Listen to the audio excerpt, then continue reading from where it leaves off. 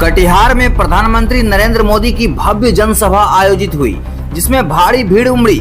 मंच पर एनडीए के सभी 18 विधानसभा प्रत्याशी मौजूद रहे और प्रधानमंत्री के नेतृत्व में एकजुटता का संदेश दिया। पीएम मोदी ने अपने संबोधन में बिहार के विकास, सुशासन और गरीब कल्याण की योजनाओं को जनता के सामने रखा।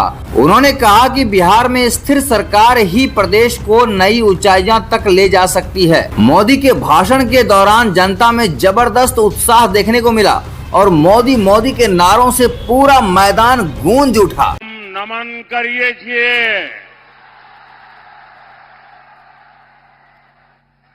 आंचकिल साहित्यकार अनूपलाल मंडल,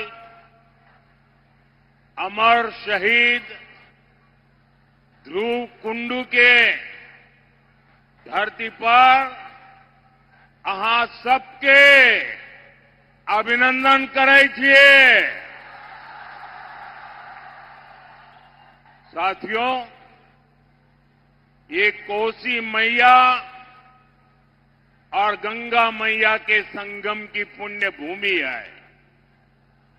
इस धरती पर शीतला माता और मां पूर्ण देवी का आशीर्वाद है और आज मैं यहां इतनी विशाल संख्या में मातृशक्ति के दर्शन कर रहा हूं।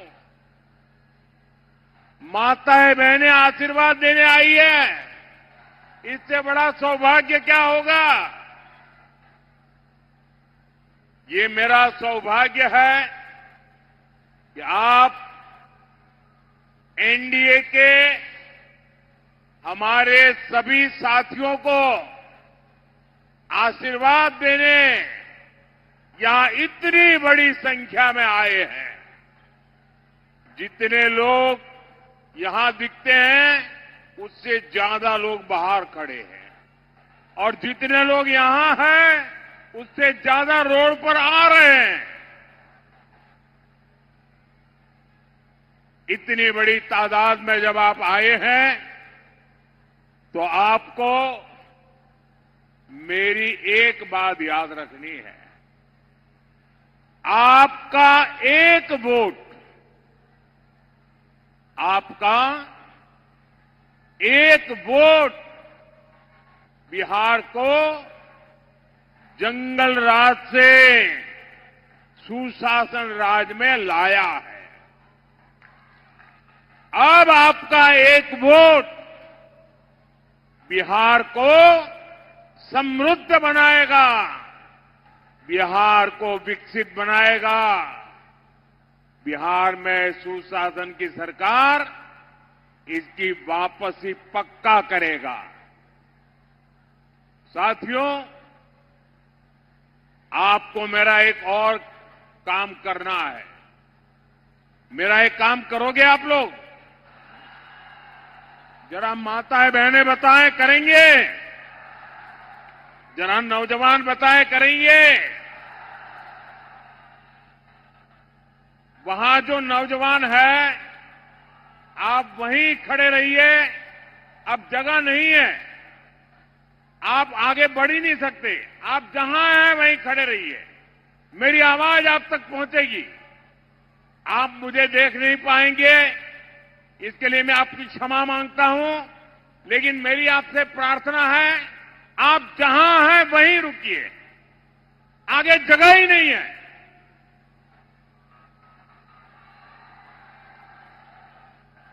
मेरा एक काम करोगे? जरा हाथ ऊपर करके बताइए, करोगे?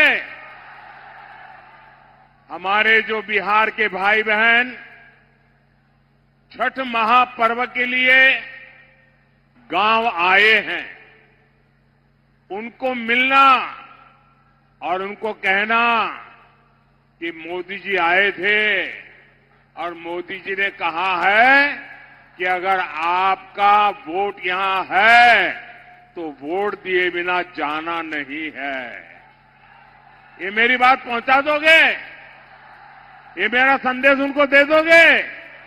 देखिए, मैं देख रहा हूं माताएं बहनें ज्यादा उत्साहित हैं।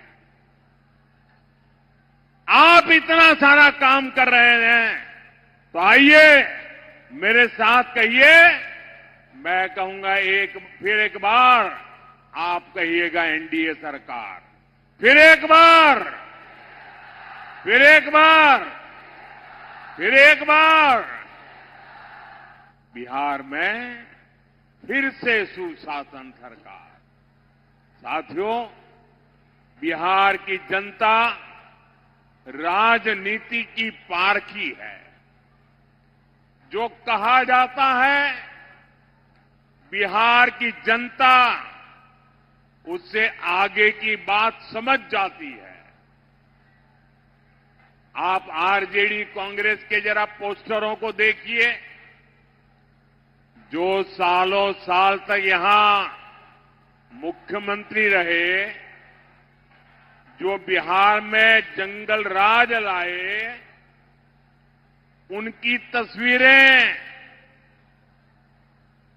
पोस्टरों में या तो गायब है या तो एक कोने में छोटी सी तस्वीर रखी है, दूरबीन से भी दिखती नहीं है। अब मुझे बताइए भाई, जो इतने बड़े उनके लिए नेता थे, जिनके परिवार के सारे लोग चुनाव के मैदान में हैं, और फिर ये छुपा छुपाई क्यों हो रही है? अरे अपने पिता का नाम बोलने में, छुपाने में शर्म क्यों आ रही है?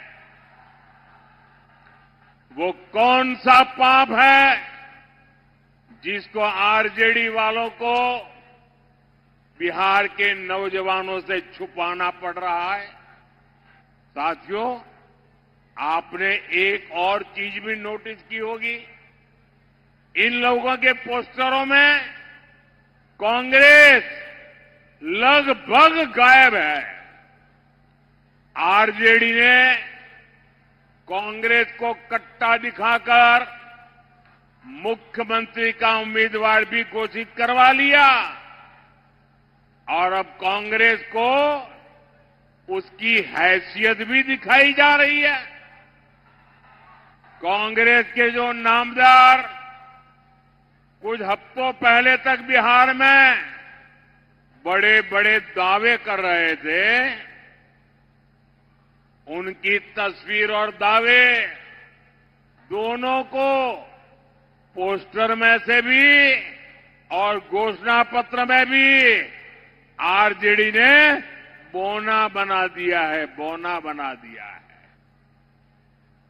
आजकल आप ये भी देख रहे होंगे कि जो वादे, जो घोषणाएं आरजेडी के नेता कर रहे हैं, कांग्रेस के लोग ही उन पर विश्वास नहीं कर रहे हैं।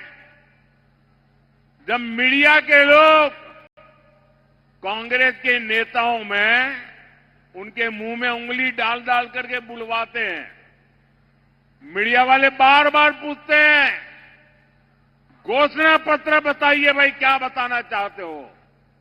जब भी घोषणा पत्र की बात आते हैं, ये कांग्रेस वाले क्या करते हैं?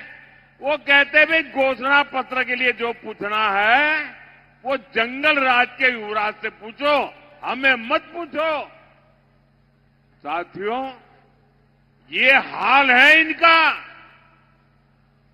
कांग्रेस और आरजेडी के बीच लंबे समय से एक भीषण झगड़ा चल रहा है। कांग्रेस के नामदार ने छठ महापर्व को इसलिए भी ड्रामा बताया ताकि बिहार के लोग आरजेडी पर गुस्सा उतारे और आरजेडी को पराजित करे, इसलिए ऐसी बातें बोली जा रही है। कांग्रेस के जो दूसरे दूसरे राज्यों के मुख्यमंत्री हैं, बड़े नेता हैं, उनके बयान आपने सुने होंगे। अलग अलग राज्यों में कांग्रेस के नेताओं से बिहार के लोगों के लिए जानबूझकर अपमानजनक बातें बुलवाई जा रही है।